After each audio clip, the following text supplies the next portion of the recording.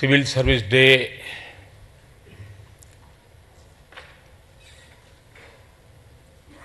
देश के जीवन में भी और हम सबके जीवन में भी और विशेषकर आपके जीवन में सार्थक कैसे बने,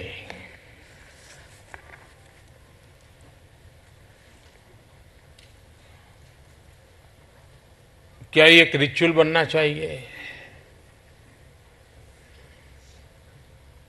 हर साल एक दिवस आता है, इतिहास की धरोहर को याद करने का अवसर मिलता है। यह अवसर अपने आप में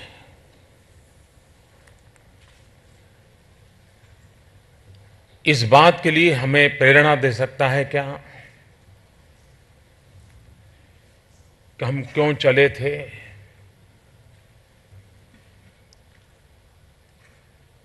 कहाँ जाना था, कितना चले, कहाँ पहुंचे।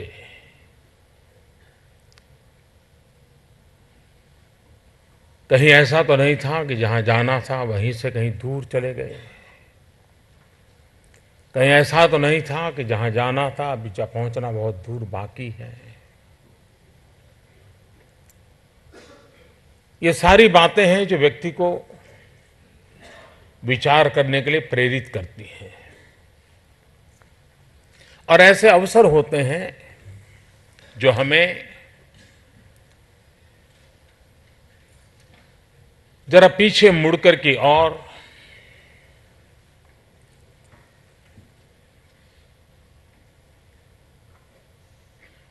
उस कदमों को, उस कार्यकाल को एक क्रिटिकल नजर से देखने का अवसर भी देते हैं। और उसके साथ साथ ये अवसर ही होते हैं कि जो नए संकल्प के लिए कारण बनते हैं। और ये जीवन में हर किसी का अनुभव होता है, सिर्फ हम यहां बैठे हैं इसलिए ऐसा नहीं है। एक विद्यार्थी भी जब एग्जाम देकर के घर लौटता है, एक तरफ रिजल्ट का इंतजार करता है, साथ साथ ये भी सोचता है कि अगले साल तो प्रारंभ से ही पढ़ूंगा।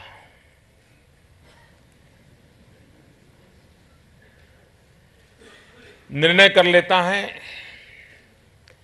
कि अगले साल एग्जाम के समय पढ़ना नहीं है, मैं बिल्कुल प्रारंभ से पढ़ूंगा, नियमित हो जाऊंगा। ये खुद ही कहता है, कोई किसी को कहना नहीं पड़ता, क्योंकि वो परीक्षा का माहौल ऐसा रहता है कि उसका मन करता है कि अगले साल के लिए कुछ बदलाव लाऊं अपने में। और जब स्कूल कॉलेज खुल जाती हैं तो याद तो आता है कि हाँ, फिर सोचता है ऐसा करें आज रात को पढ़ने के बजाय सुबह जल्दी उठ करके पढ़ेंगे। सुबह नींद आ जाती है, सोचता है कि शायद सुबह जल्दी उठ करके पढ़ना हमारे बस का रोग नहीं है, ऐसा करें रात को ही पढ़ेंगे। फिर कभी माँ को कहता है माँ जरा जल्दी उठा देना, कभी माँ को कहता रात को ज़्यादा खाना मत खिलाओ, कुछ ऐसा खिलाओ ताकि मैं पढ़ पाऊँ। तरह तरह की चीजें खोजता रहता है,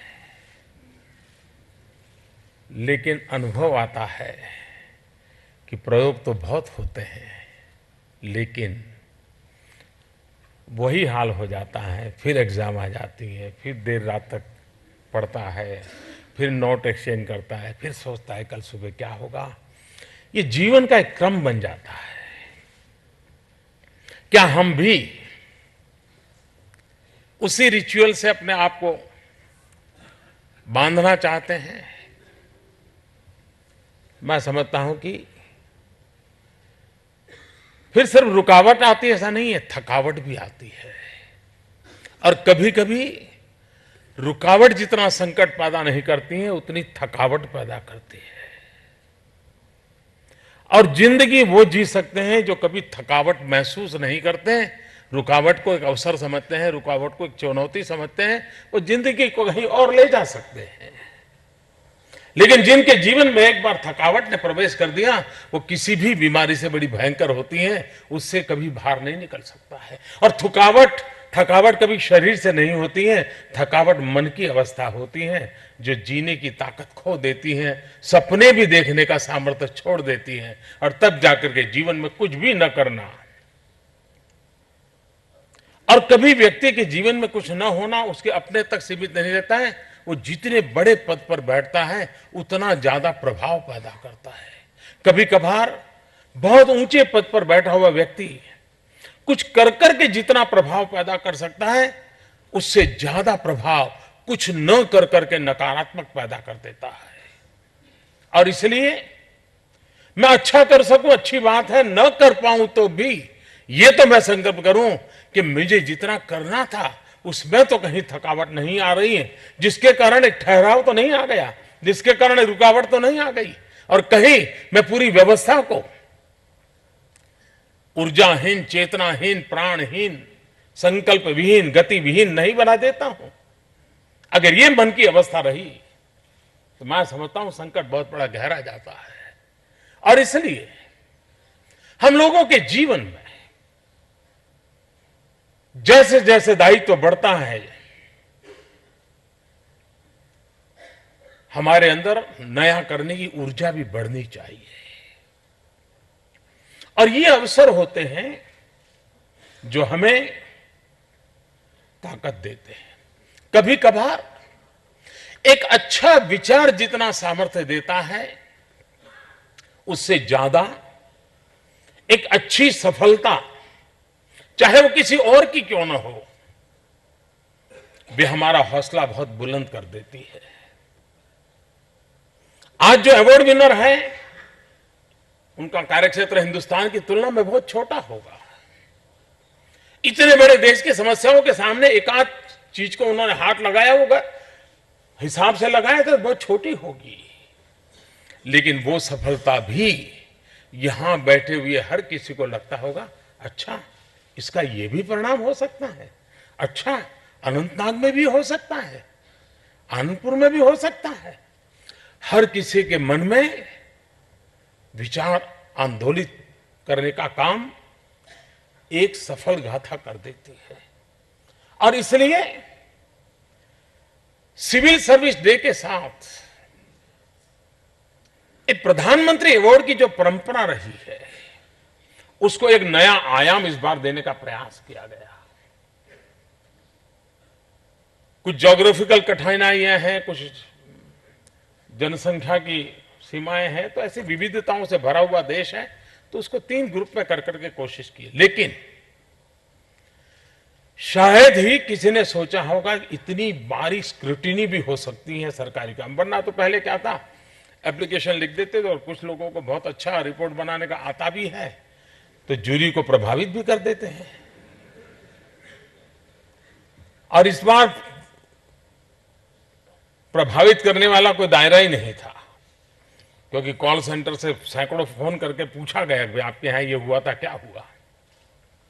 जूरी ने फिजिकली वहां मीटिंग की, वीडियो कॉन्फ्रेंसिंग से वाइवा किया गया, यानी अनेक प्रकार की कोशिश करने के बाद एक कुछ अच्छाइयों की ओर जाने का प्रयास हुआ है। लेकिन जो अच्छा होता है उसका आनंद आता है, इतनी बड़ी प्रक्रिया हुई। अच्छा, लेकिन मेरे मन में एक विचार आया कि 600 साढ़े 600 से ज्यादा जिले हैं। हमारी चुनौती यहां शुरू होती है कि पहले से बहुत अच्छा हुआ, क्योंकि करीब 74 सफलता की गाथाएं शॉर्टलिस्ट हुई, वो पहले से कई गुना ज्यादा है। और पहले से कई गुना ज्यादा होना वो अपने आप में एक बहुत बड़ा समाधान का कारण है। लेकिन जिसके जीवन में थकावट नहीं है, रुकावट का सोच ही नहीं सकता है, वो दूसरे तरीके से सोचता है कि क्या कारण है कि 650 700 जिलों में से सिर्फ 10% शॉर्टलिस्ट हुए, 90% छूट गए। क्या ये 90% लोगों के लिए चुनौती बन सकती है, उस डिस्ट्रिक्ट के लिए चुनौती बन सकती है कि भले हम सफलता पाए या ना पाए, लेकिन शॉर्ट लिस्ट तक तो हम अपने जिलों को ला करके रहेंगे, अपनी पसंद की एक योजना पकड़ेंगे, इसी वर्ष से पकड़ लेंगे और उस स्टूडेंट की तरह नहीं करेंगे। आज इसी सिविल सर्विस डे को ही तय करूंगे कि हम अगली बार इस जगह पे मंच पर होंगे और हम अवार्ड लेकर के जाएंगे। ये हिंदुस्तान के सभी 650 से भी ज्यादा डिस्ट्रिक्ट के दिमाग में ये विश्वास पैदा होना चाहिए कि नहीं होना चाहिए। 74 पहले की तुलना में बहुत बड़ा फिगर है, बहुत बड़ा प्रयास है, लेकिन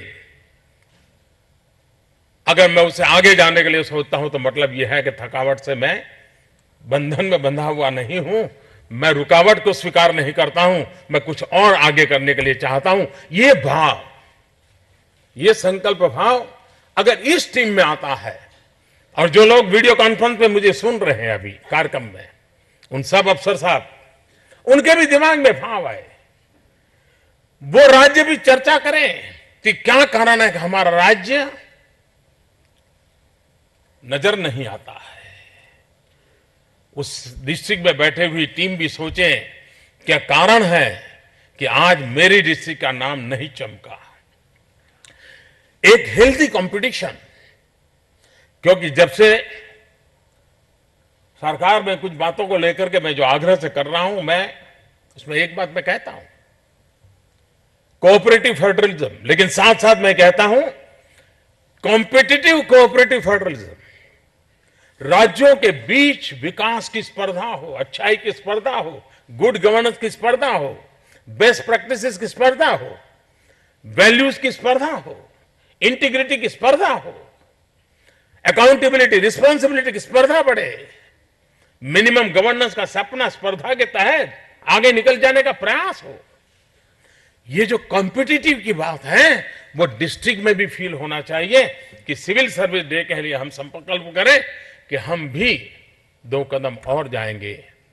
दूसरी बात है, हम लोग जब सिविल सर्विस में आए होंगे,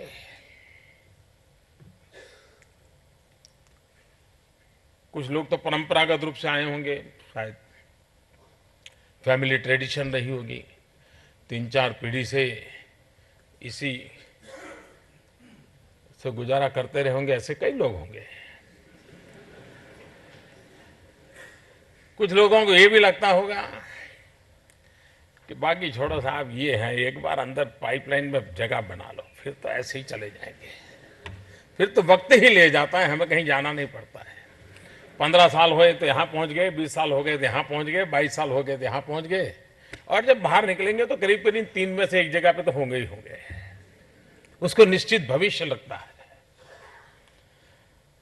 सत्ता है, रुतबा है, तो आने का मन भी करता है, और वो गलत है ऐसा मैं नहीं मानता, मैं ऐसा मानने वालों में से नहीं हूं कि गलत है, लेकिन 125 करोड़ देशवासियों में से कितने हैं जिनको ये सौभाग्य मिलता है? अपने परिश्रम से मिला है, अपने बलबूते पर मिला है, फिर भी ये भी तो जीवन का बहुत बड़ा सौभाग्य है कि 125 करोड़ में से हम एक 2000, 5000, 10,000, 15,000 लोग हैं जिनको ये सौभाग्य मिला है। हम जो कुछ भी हैं, कोई एक ऐसी व्यवस्था है जिसने मुझे इन 125 करोड़ के भाग्य को बदलने के लिए मौका दिया है। इतने बड़े जीवन के सौभाग्य के बाद अगर कुछ कर दिखाने का इरादा नहीं होगा तो यहां पहुंचने के बाद भी किस काम के हम?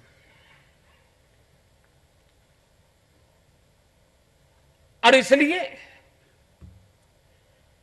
कभी ना कभी तो जीवन में मुझे बराबर याद है, मैं आज से 35-40 साल पहले, मैं तो राजनीति में बहुत देर से आया हूं, सामाजिक जीवन में मैंने अपने आप को खपाया हुआ था, तो मैं कभी यूनिवर्सिटी के स्टूडेंट से गप्पे गोष्ठी करने चला जाता था, मिलता था, उनसे बात करता था, और एक बार मैंने उनको पूछा क्या सोचा, आगे क्या करोगे? तो हर कोई बता रहा था पढ़ाई के बाद सोचेंगे। कुछ बता रहे थे कि नहीं ये पिताजी का व्यवसाय है वही करूंगा। एक बार मेरा अनुभव है, एक नौजवान हाथ ऊपर किया, उसने कहा था मैं आईएएस अफसर बनना चाहता हूं। मैंने कहा क्यों भाई, तेरे मन में ऐसा कैसे विचार आ गया? इसलिए मैंने कहा वहां उनका जरा रुतबा होता है। बोले नहीं जी, मुझे लगता है कि मैं आईएएस अफसर बनूंगा तो मैं कईयों की जिंदगी में बदलाव ला सकता हूं, मैं कुछ अच्छा कर सकता हूं। तो मैंने कहा राजनीति में क्यों नहीं जाते हो, वहां से भी तुम कुछ कर सकते हो। नहीं बोले साहब तो टेम्परेरी होता है। उसकी इतनी क्लैरिटी थी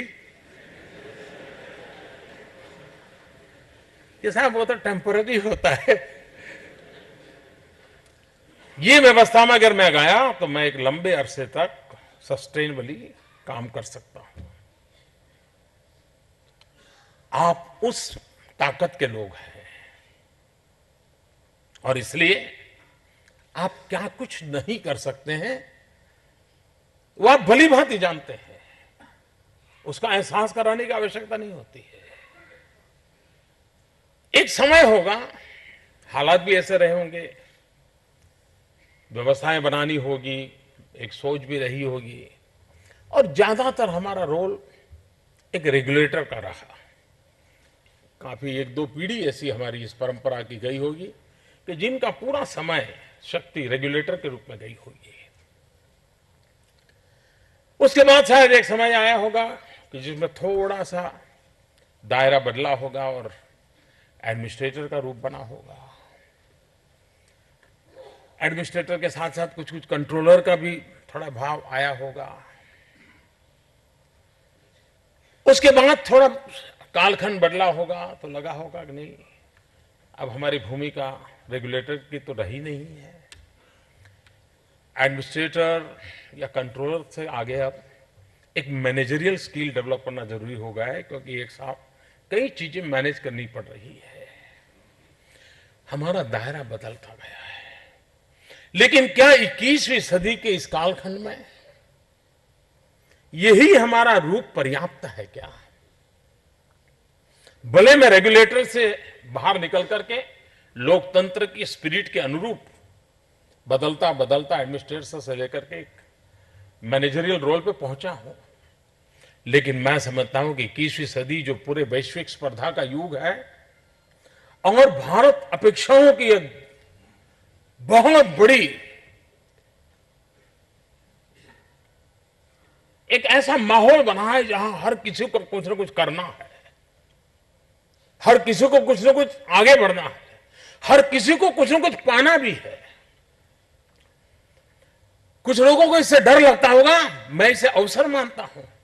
जब 125 करोड़ देशवासियों के अंदर एक जज्बा हो, कुछ करना है, कुछ पाना है, कुछ बनना है, वो अपने आप में देश को आगे बढ़ाने का कारण होता है। ठीक है यार, अब पिताजी ऐसा छोड़ के गए, अब चलो भाई क्या करने की जरूरत है, शौचालय बनाए क्या जरूरत, अपने माँ बाप कहाँ शौचालय था, चाहे गुजारा करके गए। अब वो सोच नहीं है, वो कहता नहीं जी जिंदगी ऐसे नहीं, जिंदगी ऐसी चाहिए। देश को बढ़ने के लिए ये अपने आप में एक बहुत बड़ा ऊर्जा तत्व है। और ऐसे समय हम एडमिनिस्ट्रेटर हो, हम कंट्रोलर हो, कलेक्टर हो, ये सफिशिएंट नहीं है।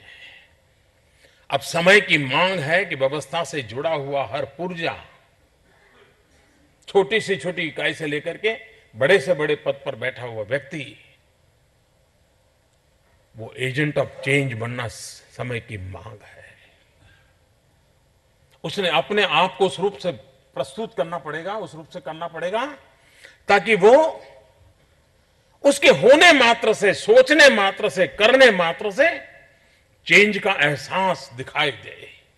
और आज किया तो कल दिखाई देगा, वो इंतजार होना नहीं है। हमने उस तेजी से चेंज एजेंट के रूप में काम करना पड़ेगा कि हम परिस्थितियों को पलटे, चाहे नीतियों में हो, चाहे रीति में हो, चाहे रणनीति में हो, हमें बदलाव लाने के लिए काम करना पड़ेगा। कभी कभार एक ढांचे में जब बैठते हैं तब एक्सपेरिमेंट करने से बहुत डरते हैं। कहीं फेल हो जाएंगे तो, कहीं गलत हो जाएगा तो, अगर हम एक्सपेरिमेंट करना ही छोड़ देंगे फिर ये व्यवस्था में बदलाव आ ही नहीं सकता है। और एक्सपेरिमेंट कोई सर्कुलर निकाल करके नहीं होता है, ये एक भीतर से वो आवाज उठती है जो हमें कहीं ले जाती है। और जिनको लगता है कि भाई कोई रिस्क ना हो, वो एक्सपेरिमेंट तो ठीक है। बिना रिस्क का एक्सपेरिमेंट जो होता है वो एक्सपेरिमेंट नहीं होता है, वो तो प्लान होता है। ये प्लान और एक्सपेरिमेंट में बहुत बड़ा अंतर होता है। प्लान का तो आपको पता है कि ऐसा होना है, यहां जाना है, ऐसा होना है। एक्सपेरिमेंट का प्लान थोड़ा होता है। और मैं हमेशा एक्सपेरिमेंट को पुरस्कृत करता हूं। जरा हटके ये करने करके जो कुछ लोग करते हैं और उनको एक संतोष भी होता है कि भाई पहले ऐसे चलता था, मैंने ये कर दिया, उसका एक ताकत होती है। इतने बड़े देश को हम 20, 25, 30 साल या पिछली शताब्दी के सोच और नियमों से नहीं चला सकते। टेक्नोलॉजी ने मनुष्य जीवन को कितना बदल दिया है, लेकिन टेक्नोलॉजी से बदली हुई जीवन व्यवस्था शासन व्यवस्था में अगर प्रतिबिंबित नहीं होती है तो दायरा कितना बढ़ जाएगा। और हम सब ने अनुभव किया है, योजनाएं तो आती हैं, सरकार में योजनाएं कोई नई चीज नहीं होती है, लेकिन सफलता तो सरकारी दायरे से बाहर निकल करके जन सामान्य को जोड़ने से ही मिलती है। ये हम सबका अनुभव है। जब भी जन भागीदारी बढ़ी है, आपकी योजनाएं सफल होती है। इसका मतलब यह हुआ कि हमारे लिए अनिवार्य है, अगर मैं सिविल सर्वेंट हूं तो सिविल सोसाइटी के साथ एंगेजमेंट ये मेरे लिए बहुत अनिवार्य है। मैं अपने दायरे में, अपने चैम्बर में, अपनी फाइलों के बीच देश और दुनिया को चलाना चाहता हूं तो मुझे जन सहयोग कम मिलता है। जिनको जरूरत है वो तो इसका फायदा उठा लेंगे, ले आ जाएंगे, लेकिन कुछ जागरूक लोगों की भलाई से देश बनता नहीं है। सामान्य मानवी जो कि जागरूक नहीं है तो भी उसके हित की बात उस तक पहुंचती है, और वो जब हिस्सेदार बन जाता है तो स्थितियां पलट जाती है। और इसलिए शौचालय बनाना कोई इसी सरकार ने थोड़ा किया है। जितनी सरकारें बनी होगी सब सरकारों ने सोचा होगा, लेकिन वो जन आंदोलन नहीं बना। हम लोगों का काम है, और हम सरकारी दफ्तर में बैठे हुए व्यक्तियों का भी काम है कि हम इन चीजों में, हमारी कार्यशैली में जन सामान्य, सिविल सोसाइटी से एंगेजमेंट हम ये कैसे बढ़ाएं, हम उन दायरों को कैसे पकड़ें। आप देखिए, उसमें से आपको एक बहुत सरलीकरण, नई चीजें भी हाथ लगेगी, और नई चीजें चीजों को करने का कारण भी बन जाती है, और वही कभी कभी स्वीकृति बन जाती है, नीतियों का हिस्सा बन जाती है। और इसलिए हमारे लिए कोशिश रहनी चाहिए, हम ये जरूर याद रखें कि हमारे साथ दो प्रकार के लोग हम जानते हैं भली भांति।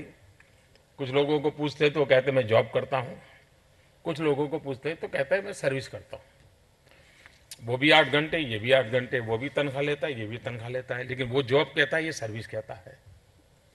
ये फर्क जो है ना, वो हमने कभी भूलना नहीं चाहिए। हम जॉब नहीं कर रहे हैं, हम सर्विस कर रहे हैं, ये कभी नहीं भूलना चाहिए। और हम सिर्फ सर्विस शब्द से जुड़े हुए नहीं हैं, हम सिविल सर्विस से जुड़े हुए हैं, और इसलिए हम सिविल सोसाइटी के अभिन्न अंग है। मैं और सिविल सोसाइटी, मैं और सिविल सोसाइटी को कुछ देने वाला, मैं और सिविल सोसाइटी के लिए कुछ करने वाला जी नहीं। वक्त बदल चुका है, हम सब, मैं और सिविल सोसाइटी, हम बन करके चीजों को बदलेंगे, ये समय की मांग रहती है। और इसलिए मैं एक सर्विस के भाव से, और जीवन में संतोष इस बात का है कि मैंने कुछ सेवा की, देश की सेवा की, डिपार्टमेंट के द्वारा सेवा की, उस प्रोजेक्ट के द्वारा सेवा की, लेकिन सेवा ही, और हमारे यहां तो कहा गया है सेवा परमो धर्मः। जिसके रग रग में इस बात को गुट्टी पिलाई गई हो कि जहां पर सेवा परमो धर्म है, तो आपको तो व्यवस्था के तहत सेवा का सौभाग्य मिला है, और वही मैं समझता हूं कि एक अवसर प्रदान करता है। मेरा अनुभव है, मुझे एक लंबे अरसे तक मुख्यमंत्री के नाते सेवा करने का मौका मिला। पिछले 2 साल से आप लोगों के बीच बहुत कुछ सीख रहा हूं। मैं अनुभव से कह सकता हूं, बड़े विश्वास से कह सकता हूं, हमारे पास ये देव दुर्लभ टीम है, सामर्थ्यवान लोग हैं, एक एक से बढ़कर के काम करने की ताकत रखने वाले लोग हैं। अगर उनके सामने कोई जिम्मेवारी आ जाती है तो मैंने देखा है कि वो सैटरडे संडे भी भूल जाते हैं, बच्चे का जन्मदिन तक भूल जाते हैं। ऐसे मैंने अवसर देखे हैं, और इसलिए ये देश गर्व करता है कि हमारे पास ऐसे लोग हैं जो पद का उपयोग देश को कहीं आगे ले जाने के लिए कह रहे हैं। अभी नीति आयोग की तरफ से एक प्रेजेंटेशन हुआ है, बहुत कम लोगों को मालूम होगा। इस स्तर के अधिकारियों ने, जब उनको ये काम दिया गया, और जैसा बताया गया, मैंने पहले दिन प्रेजेंटेशन दिया था और बाद में मैंने उनको समय दिया था और मैंने कहा था कि मैं आपसे फिर इसके लाइट में मुझे बताइए और कुछ नया भी बताइए। और मैं आज गर्व से कह सकता हूं, कोई सर्कुलर नहीं था, उसके साथ कोई डिसिप्लिन के बंधन नहीं थे, अपनी स्वेच्छा से करने वाला काम था। और शायद हिंदुस्तान के लोग जानकर के अचंभा होगा उनको कि इन अफसरों ने 10,000 मैन आवर लगाए। 10,000 मैन आवर, ये छोटी घटना नहीं है।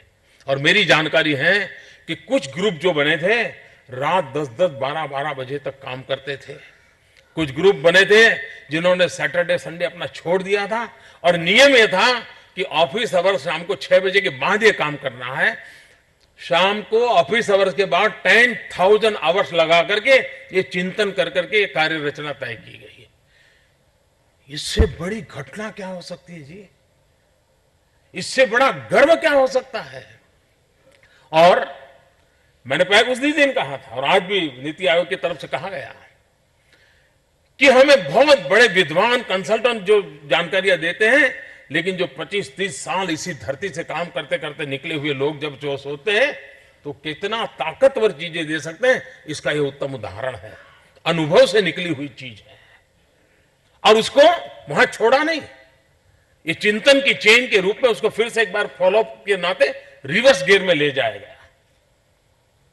वो बैठा गया, वो अलग बैठा गया, और उसमें से हमने अपने अपने डिपार्टमेंट ने अपना एक्शन प्लान बनाया, जिस एक्शन प्लान का बजट के अंदर भी रिफ्लेक्शन दिखाई दे रहा है। बजट की कई बातें ऐसी हैं जो इस चिंतन में से निकली थी, पॉलिटिकल थिंकिंग प्रोसेस से नहीं आई थी।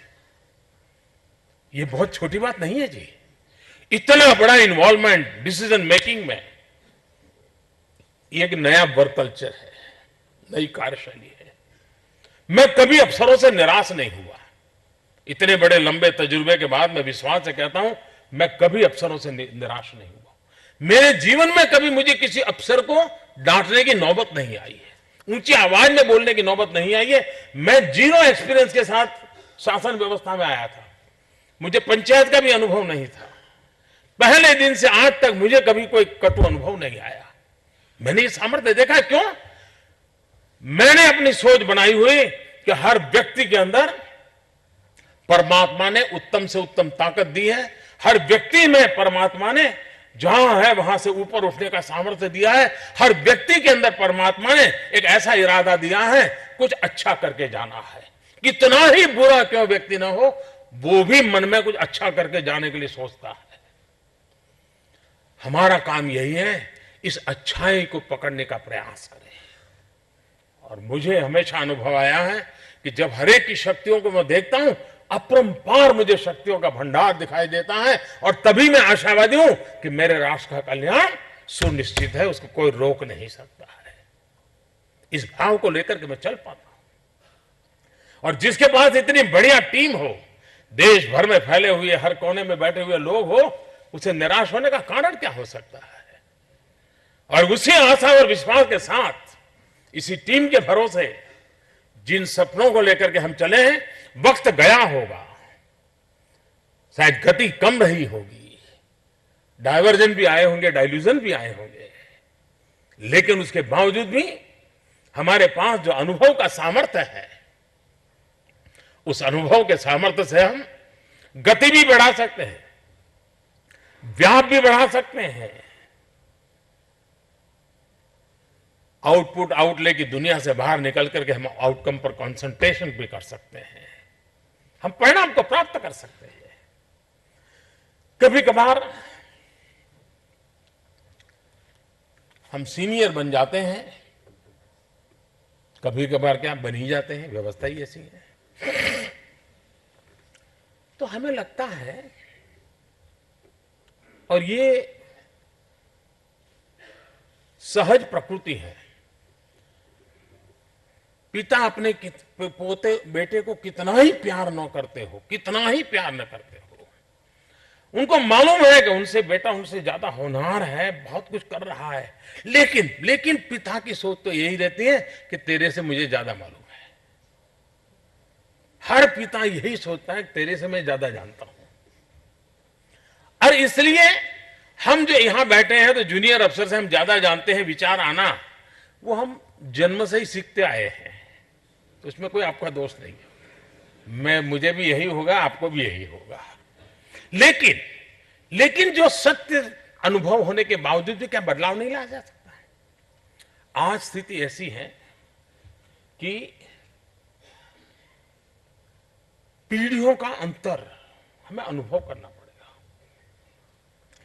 हम जब छोटे होंगे तब हमारा जानकारियों का दायरा और समझ, और आज के बच्चे में आसमान जमीन का है जी। मतलब हमारे बाद जो पीढ़ी तैयार होकर के आज सिस्टम में आई है, भले हमें इतना अनुभव हुआ होगा, लेकिन हो सकता है वो ज्ञान में हमसे ज्यादा होगा, जानकारियों में हमसे ज्यादा होगा। हमारी सफलता इस बात में नहीं है कि तेरे से मैं ज्यादा जानता हूं, हमारी सफलता इस बात में है कि मेरा अनुभव और तेरा ज्ञान, मेरा अनुभव और तेरी ऊर्जा, आओ यार मिला लें, देश का कुछ कल्याण हो जाएगा। ये रास्ता हम चुन सकते हैं क्या? आप देखिए, ऊर्जा बदल जाएगी, दायरा बदल जाएगा, हमें एक नई ताकत मिलेगी। मैं कभी कभी कहता हूं कि जब आप कंप्यूटर पे काम करना सीखते हैं, और ऐसी दुनिया है कि अंदर उतरते चले ही जाते हैं, कम्युनिकेशन वर्ल्ड कितना बड़ा है, लेकिन अगर आपकी माँ देखती है तो वो कहती है, अच्छा बेटा तुझे इतना सारा आ गया, बहुत सीख लिया तूने। लेकिन अगर आपका भतीजा देखता है तो क्या अंकल आपको इतना भी नहीं आता है? ये तो छोटे बच्चों को आता है, आपको नहीं आता है। इतना बड़ा फर्क है। एक ही घर में 3 पीढ़ी है, तो ये ऊपर एक अनुभव आएगा, नीचे दूसरा अनुभव आएगा। क्या हम सीनियर होने के नाते इस बदली हुई सच्चाई को स्वीकार कर सकते हैं क्या? हमारे पास वो नहीं है जो आज नई पीढ़ी के पास है, हमको मानना पड़ेगा। उसके सोचने के तरीके बदल गए, जानकारियां पाने के उसके रास्ते अलग है। एक चीज को खोजने के लिए आप घंटों तक ढूंढते रहते हैं, यार क्या हुआ था, वो पल भर में यूं लेकर के आ जाता है कि नहीं साहब ऐसा था। हमारे लिए इस सबसे बड़ी आवश्यकता है कि हम सिविल सर्विस डे पर ये संकल्प करें कि नई पीढ़ी जो हमारी व्यवस्था में आई है, से एकदम जूनियर अफसर होंगे, उनके पास हमसे कुछ ज्यादा है। उसको अवसर देने के लिए मैं अपना मन बना सकता हूं, उसको मैं मेरे अंदर इंटरनलाइज करने के लिए कुछ व्यवस्था कर सकता हूं।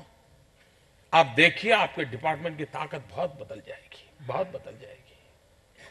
आपने जो निर्णय किए हैं, उस निर्णय को आप बड़ी बहुत उत्साह के साथ, उमंग के साथ भरपूर कर पाएंगे। और भी एक बात है, सारी समस्याओं की जड़ में कॉन्ट्राडिक्शन एंड कॉन्फ्लिक्ट, ये इरादतन नहीं आए हैं। कुल मिलाकर के हमारी कार्यशैली जो विकसित हुई है, उसने हमें यहां लाकर के छोड़ा है। सिंपल वर्ड में कोई कह देते हैं साइलो में काम करने की तरीका। कुछ लोगों के लिए साइलो में काम करना परफॉर्मर के रूप में ठीक हो जाता है, कर लेता है, लेकिन इससे परिणाम नहीं मिलता है। अकेले जितना करे उससे ज्यादा टीम से बहुत परिणाम मिलता है जी, बहुत परिणाम मिलता है। टीम की ताकत बहुत होती है। कंधे से कंधा मिला करके जैसे डिपार्टमेंट की सफलता साथियों के साथ करना जरूरी है, वैसे राष्ट्र के निर्माण के लिए डिपार्टमेंट टू डिपार्टमेंट कंधे से कंधा मिलना बहुत जरूरी है। अगर साइलो ना होता तो अदालतों में हमारे सरकार के इतने केसेस ना होते। एक डिपार्टमेंट दूसरे डिपार्टमेंट के साथ सुप्रीम कोर्ट में लड़ रहा है, क्यों? इस डिपार्टमेंट को लगता है मेरा सही है, दूसरे डिपार्टमेंट को लगता है मेरा सही है। अब सुप्रीम कोर्ट तय करेगी कि ये दोनों डिपार्टमेंट सी ठीक है कि गलत है। ये इसलिए नहीं हुआ कि कोई किसी को परास्त करना चाहता था, वहां बैठा हुआ अफसर को किसी से झगड़ा था, क्योंकि ये केस चलता होगा 4 अफसर उसके बाद तो बदल चुके होंगे। लेकिन क्योंकि साइलो में काम करने के कारण और को समझने का अवसर नहीं मिलता है। पिछले दिनों जो ये ग्रुप बना, इसका सबसे बड़ा फायदा ये हुआ है कि उस डिपार्टमेंट के अफसर उसमें नहीं थे, और जो अफसर मुझे मिले थे मैंने ऐसे उनको पूछता था। मैं सिर्फ बातों को ऐसे ऑफिशियल तरीके से काम करना मुझे आता भी नहीं है, और मुझे भगवान बचाए मुझे सीखना भी नहीं है। लेकिन मैं बाद में भोजन के लिए सब अफसरों के साथ बैठता था, और मैं उसमें बड़ा आग्रह रखता था कि मेरे टेबल पे कौन आए, मैं सुझाव देता था। और फिर मैं उनको पूछता था, ये तो ठीक है आपने रिपोर्ट बनाया, लेकिन आप बैठते थे तो क्या लगता था? अधिकतम लोगों ने ये कहा कि साहब हम एक बैचमेट रहे हैं, लेकिन सालों से अलग अलग काम करते, पता ही नहीं था कि मेरे बैचमेट में इतना ताकत है, इतना टैलेंट है। बोले तो ये बैठे तो पता चला। हमें पता भी नहीं था कि मेरे साथी में इस प्रकार की अलग एक्स्ट्राऑर्डिनरी एनर्जी है। बोले साथ बैठे तो पता चले। हमें यह भी पता नहीं था कि उसको समोसा पसंद है कि पकौड़ा पसंद है। साथ बैठे तो पता चला, नहीं उसको समोसा पसंद है तो हम अगली मीटिंग में कहते रहिए तुम उसके लिए समोसा ले आना। चीजें छोटी होती है, लेकिन टीम बनाने के लिए बहुत आवश्यक होती है। ये दायरों को तोड़ करके, बंधनों को छोड़ करके टीम के रूप में बैठते हैं तो ताकत बहुत बन जाती है। कभी कभार डिपार्टमेंट में एक से साथ जुड़ते हैं तो 2 हो जाते हैं, लेकिन 2 डिपार्टमेंट एक के साथ एक मिल जाता है तो 11 हो जाते हैं। टीम की अपनी ताकत है। आप अकेले खाने के लिए खाने बैठे हैं तो कोई आग्रह करेगा तो 1-2 रोटी ज्यादा खाएंगे, लेकिन 6 दोस्त खाना खा रहे हैं तो पता तक नहीं चलता है, 3-4 रोटी ऐसे ही पेट में चली जाती है। टीम का एक माहौल होता है। आवश्यकता है कि हम एक टीम के रूप में साइलो से बाहर निकल करके, समस्या है तो अपने साथी को सीधा फोन करके क्यों ना पूछे, उसके चैम्बर में क्यों ना चले जाए। वो मेरे से जूनियर होगा तो भी चला होगा, अरे भाई बताओ भाई क्या बात है, फाइल तुम्हारे यहाँ 7 दिन से आई है, तुम देखो जरा, नोटिंग करते हो तो जरा ये चीजें ध्यान रखो। अब देखिए चीजें गति बन जाएगी। और इसलिए रिफॉर्म टू ट्रांसफॉर्म, ये जो मैं मंत्र लेकर के चल रहा हूं, लेकिन ये बात सही है कि रिफॉर्म से ट्रांसफॉर्म होता है, ऐसा नहीं है। Reform to perform to transform. Perform वाली बात जब तक हमारे और वो हमारे बस में है, और इसलिए हम लोगों के लिए, हम वो लोग हैं जिनके लिए reform to perform to transform, ये परफॉर्म करना हमारे लिए। मैं नहीं मानता हूं आज विजन में कोई कमी है, दिशा में कोई कमी है। 2 साल हो गए इस सरकार की किसी नीति गलत होने का अभी तक कोई आरोप नहीं लगा है।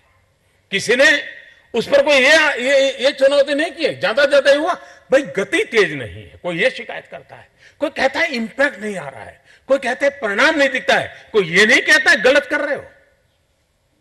मतलब ये हुआ कि जो आलोचना होती है उस आलोचना को गले लगा करके हमने परफॉर्म को हम कैसे बढ़ोतरी बना सके ताकि हमारा ट्रांसफॉर्म का संकल्प है वो पूरा हो सके।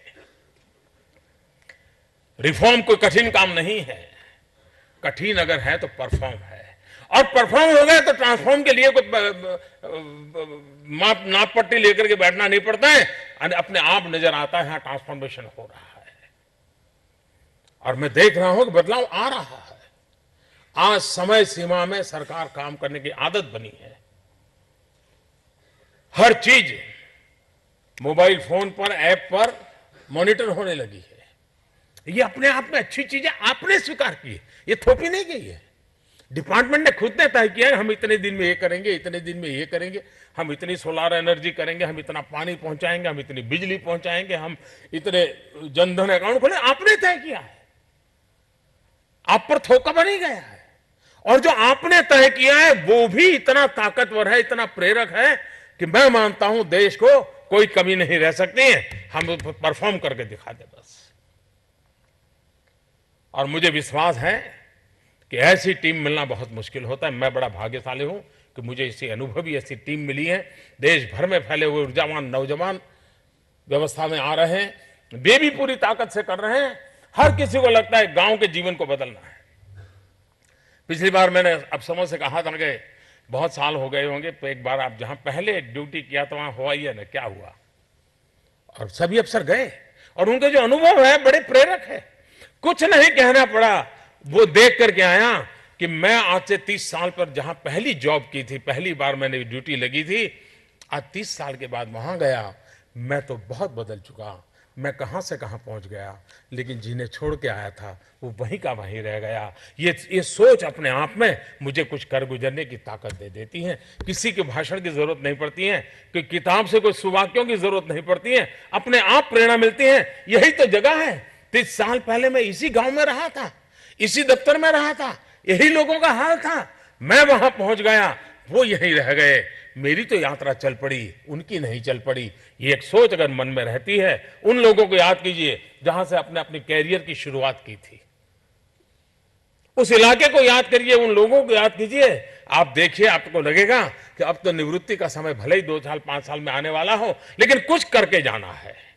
ये कुछ करके जाना है, वही तो सबसे बड़ी ताकत आती है और वही तो देश को एक नई शक्ति देती है। और मुझे विश्वास है इस टीम के द्वारा और वैश्विक परिवेश में काम करना है। अब हम न डिपार्टमेंट साइलो में रह सकता है, न देश भी साइलो में रह सकता है। इंटरडिपेंडेंट वर्ल्ड बन कर चुका है और इसलिए हम लोगों को उसमें अपने आप को भी जोड़ना पड़ेगा। हर बदलती हुई परिस्थिति को चुनौती के रूप में स्वीकार करते हुए अवसर में पलटते हुए काम करने का संकल्प करें। मनरेगा में इतना पैसा जा रहा है, मैं जानता हूं सूखे की स्थिति है, पानी की कमी है, लेकिन यह भी तो है कि अगला वर्ष अच्छी वर्षा का वर्ष आ रहा है, ऐसी एक अनुमान किया गया है। तो मेरे पास अप्रैल मई जून जितना भी समय बचा है, क्या मैं मनरेगा के पैसों से जल संचय का एक सफल अभियान चला सकता हूं? अगर आज पानी संचय की मेरी इतनी व्यवस्था है तो डीसिल्टिंग करके, नए तालाब खोद करके, नए कैनाल साफ कर करके मैं पूरी व्यवस्था से इस शक्ति का उपयोग जल संचय में करूं। हो सकता है बारिश कम भी आ जाए तो भी गुजारा करने के लिए काम आ जाती है। मैं मानता हूं कि बहुत बड़ी ताकत हो और जन भागीदारी से सब संभव है, सब संभव है। इन चीजों को हम करने का संकल्प लेकर के चले। जिन जिलों ने ये जो सफलता पाई, उस जिलों की टीमों को मैं हृदय से बहुत बहुत बधाई देता हूं और मैं देश भर के जिलों के अधिकारियों से आग्रह करूंगा कि अब जिले की हर टीम ने कहीं न कहीं पार्टिसिपेशन करना चाहिए। कुछ ही लोग पार्टिसिपेशन करें ऐसा नहीं, आप भी इस कंपटीशन में आइए। आप भी अपने जिले में अपने सपनों के अनुकूल कोई चीज कर करके जाने का संकल्प करें। इसी एक अपेक्षा के साथ आप सबको सिविल सर्विस डे पर हृदय से बहुत बहुत शुभकामनाएं हैं। आपने जो किया है देश इसके लिए गर्व करता है। आप बहुत कुछ कर पाएंगे, देश सीना तान करके आगे बढ़ेगा, इस विश्वास के साथ बहुत बहुत धन्यवाद। The great effort made by Mr. Vladimir Putin in convening the Tiger Summit in 2010